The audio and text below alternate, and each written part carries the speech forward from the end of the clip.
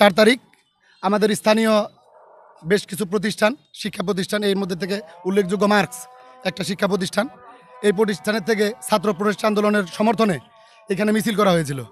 তো সেইটাকে প্রতিহত করার জন্য আমাদের এখানে একটা স্কুল আছে, বাসতল মুনসুর আলী উচ্চ বিদ্যালয়।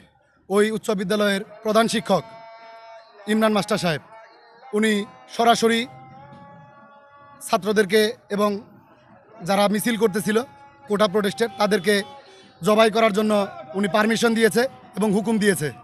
আমরা মনে করি যে এই আন্দোলন শুধুমাত্র এই মার্কস শিক্ষা প্রতিষ্ঠানের না, এই আন্দোলন সারা বাংলাদেশের।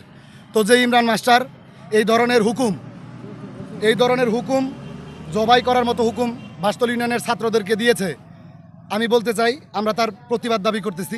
আমরা আগামী দিনে যখন দেশের পরিস্থিতি স্থিতিশীল হবে অবশ্যই আমরা এর ব্যাপারে ঊর্ধ্বতন কর্তৃপক্ষ এবং রাষ্ট্রীয় যে আইন কানুন আমরা সেটার করব আর কি। যদি উনি স্বেচ্ছায় এই ছাত্র জনতার কাছে ক্ষমা না চায় তাইলে খুব দ্রুত ওনার ওই পথ থেকে ওনাকে নামায় ফেলতে যদি এই দেশের ছাত্র জনতার যত পরিশ্রম করতে হয় আবার করবে।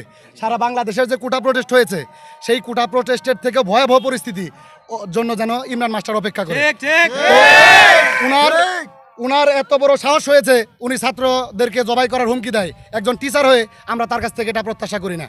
তো আমরা আপনাদের মাধ্যমে, সাংবাদিকদের মাধ্যমে আমরা এই জাতির কাছে জানাতে চাই যে উনি একজন পাষণ্ড, উনি আওয়ামী লীগের দালাল হিসেবে উনি ছাত্রদেরকে জবাই করার জন্য যে ধরনের পারমিশন দিছে আমরা তার তীব্র নিন্দা জানাই এবং আপনাদের মাধ্যমে সেটা ঊর্ধ্বতন কর্তৃপক্ষের নিকট আপনারা পৌঁছাবেন সেই প্রত্যাশা করি ইনশাল্লাহ।